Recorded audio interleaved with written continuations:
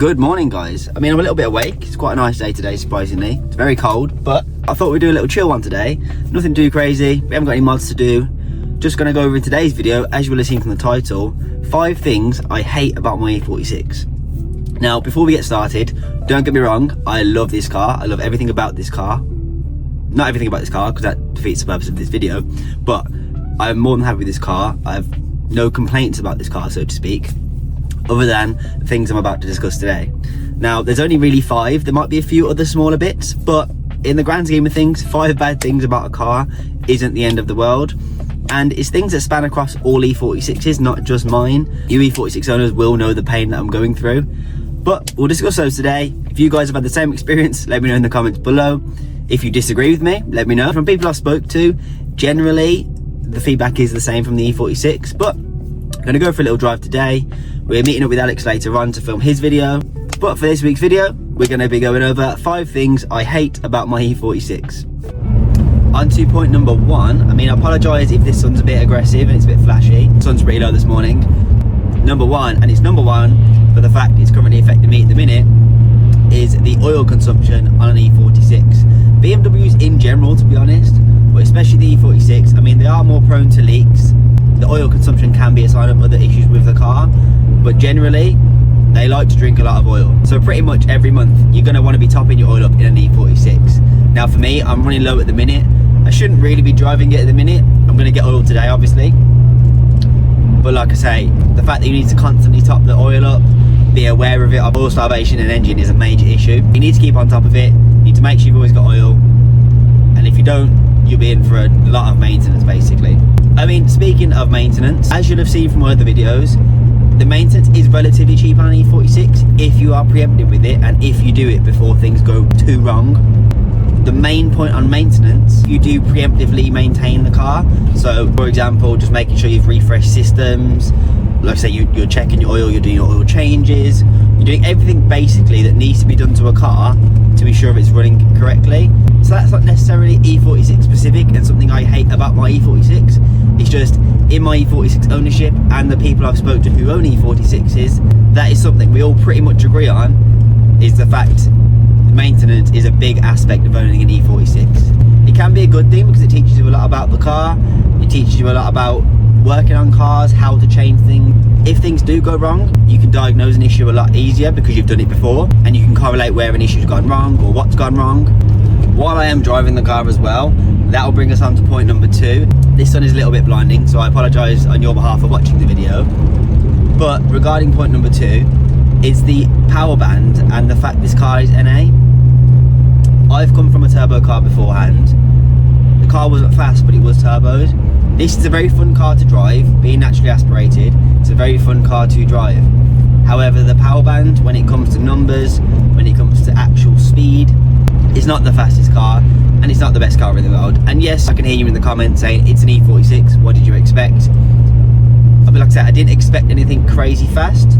It's a fun driving experience, but as you will know as drivers, speed gets boring very fast.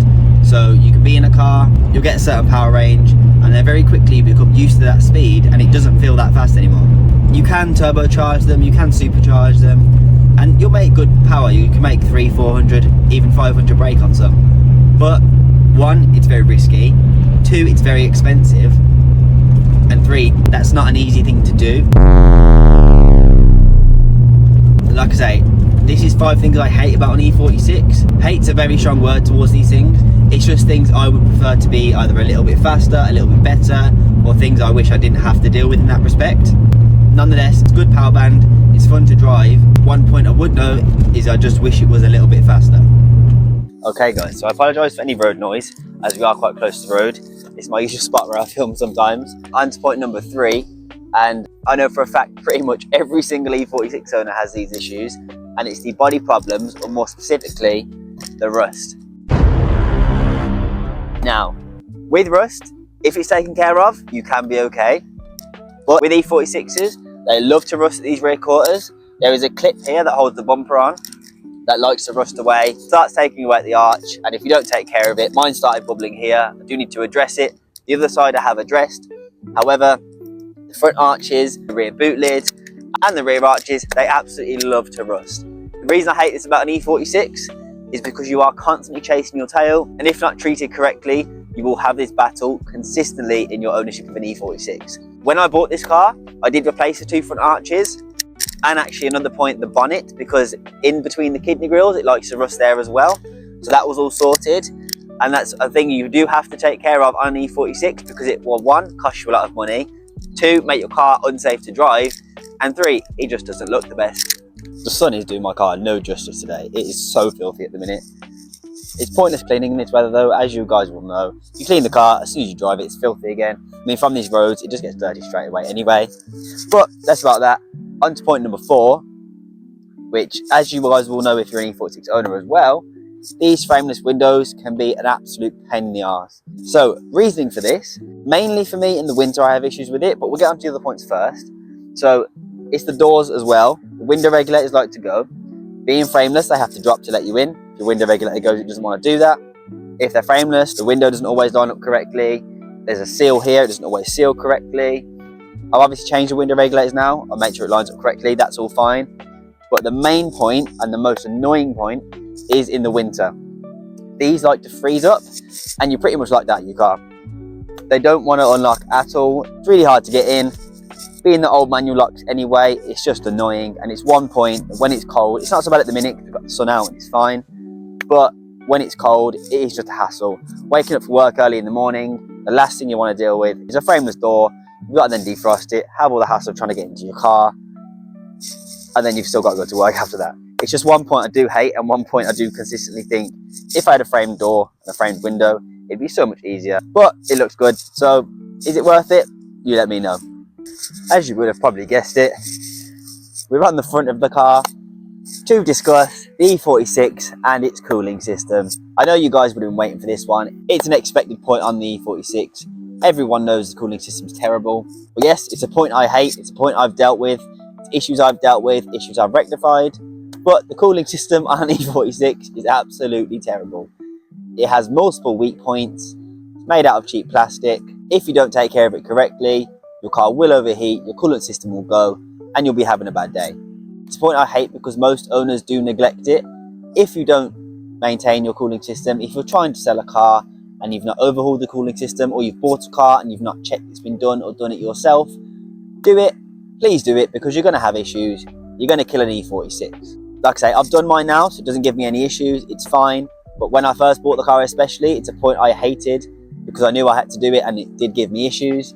There's a cooling system on an E46, the expansion tank, the radiator, everything about it. You just need to basically overhaul it, replace it for better parts, or just replace it for OEM parts, because they're old cars now. Plastic becomes brittle and it can just break. So any bit of pressure, it's going to burst and you'll be having issues. But yes, that is point number 4 as an aspect I hate about an E46. You guys now join me back in the car. Ignore my lip, I've split it because the weather's so cold outside.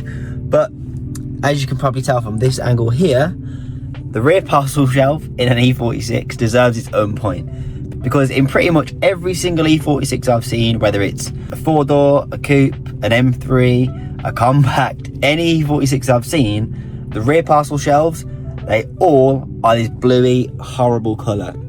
The sun absolutely obliterates them. They cannot deal with any UV at all.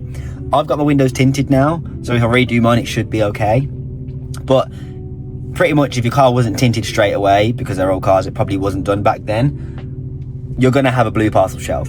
It's just one of those small things that really gets on my nerves. We're meeting up with Alex later today. He'll be able to tell you his E46 had the exact same thing.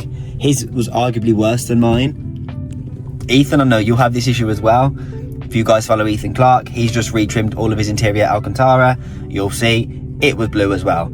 Every single E46 you see, I challenge you actually, if you find an E46 without a blue one that's stock, definitely let me know, because I've not seen an E46 that doesn't have a blue parcel shelf. So guys, that about does us for this week's chill video of the 5 things I hate about my E46. As you'll have seen, they're not major things, there's nothing crazy. It's literally just the fact of things I'd like to change, things I'd like to be different. But at the end of the day, they're an old car, they're going to have issues. Manufacturers sometimes learn. Some of the new BMWs does make me question that a little bit more. I love the old cars, I love BMWs, I love old BMWs specifically, So these points are just points that basically are things I wish that were thought about more, things that I wish other owners would preemptively maintain on the car, sort on the car. And all points pretty much are things you can sort yourself if you want to put the money into the car, if you have the budget for it. So oil, for example, just do all the maintenance and basically refresh the whole engine. Power, literally just turbo it, supercharge it, you'll have more power. The rust, respray the car, treat all the rust. Cooling system, overhaul the cooling system. In terms of the windows, you can't really fix that one yourself. I mean, you can do your best, but unless you go for a track car and you've got some sort of poly windows and you don't have working windows to begin with anyway, and I think that's the least of your issues. The partial shelf, like I will do in the future, just retrim it or dye it or just get a new one.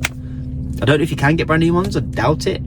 Worth a try if you can. I might try and do that myself. I don't think you can though, because they're pretty old now, but I know some manufacturers are still holding and still supply parts for older cars. I mean, let me know if you enjoy these sorts of videos. It's a chill one today, like I said, and I do apologize, we don't always have parts for the E46. I do really, and I am still looking for a project. With it being Christmas, I just need to basically make some more money so I can get a good project. I don't want to just get a cheap car just for the sake of getting a car. I want something that's actually good to watch, and a car we can actually build to a point where it's a good car and a nice car. But yeah, let me know if you like these sorts of videos. I enjoy watching them, especially before you're buying an E46. I think they're important videos to search. I watched a lot of them before I bought an E46. Even if you just bought an E46, you own an E46 and you've not thought of these things, then they're just good points to check or just be mindful of. So yeah, we're about to meet with Alex to go from his video. He's finally fixed his crashed M140. We've got some juicy mods to do, so make sure you check that out. We're gonna go and film that. I might do some little side quests, film a little bit there, I don't know. So if that's the case, enjoy the rest of the video. So after this point, if I do some side quests and we do get on with that, then I'll switch to that point right now.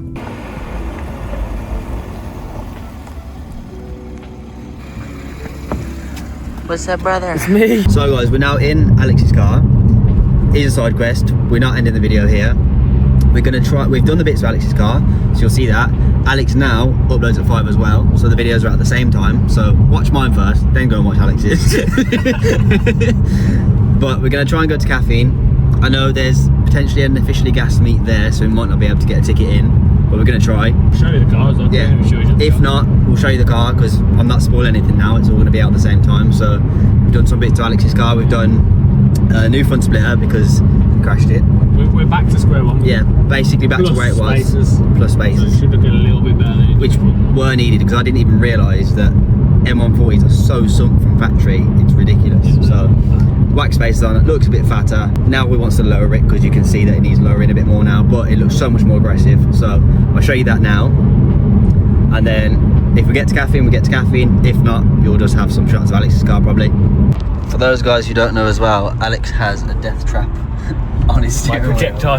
The Timu video, but going to kill me it's still standing, it's still going strong. Yeah, it's still solid.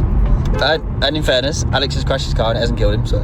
Yeah, it didn't go off. If it did go Yeah, off, it would have been. it didn't go off, which is probably more of an issue. It's a but- projectile, but it's not a projectile until I crash it. So as long as I don't crash it, it's fun. So it's just a deterrent and it makes you drive better?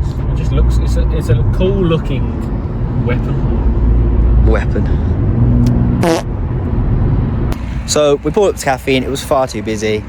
No disrespect, but it was just a bunch of Fiestas, Focuses and Fabias. Don't disrespect them like that. You said the same thing. I said the same. Yeah, it's not really our cup of tea. Each to their own, but we didn't want to be around that, and it was really busy. Alex's car's there, all the mods are done now. You'll see the video of us actually doing the mods on his channel, of course. I'll get some shots there. We've done spacers, a new front splitter. It needs to be loaded a little bit, but it does look a lot better. So yeah, I'll overlay some shots now. It looks so much better. What do you think? It needs lowering though, man. It looks Yeah, weird. it definitely does. It looks. Is that that?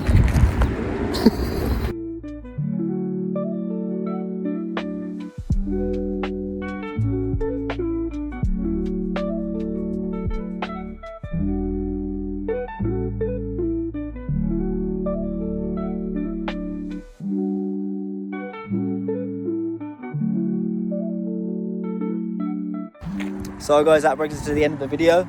With Alex's car, we've got the bits done. Obviously check the video out on his channel. He's there, uploads at the same time as mine. We need to go this way, you can't see us. Yeah, sun's a bit bright, but yeah, end of the video. If you like the video, make sure you comment. Obviously go check Alex's video out where we've done the bits in the M140. So this video is a bit of a short one. It was just 5 things I hate about my E46. Alex can attest to most of them. He's had What was one of them you said you hate? one you'll definitely be aware of is the rear parcel shelf being blue because he just can't deal with the sun sun. died. Yeah. Awful. Yeah. So yeah, that's the video done. Make sure you comment, obviously leave a like. A new video on both our channels now every single Sunday at 5 PM. And from us two, we'll catch you in a bit. Peace.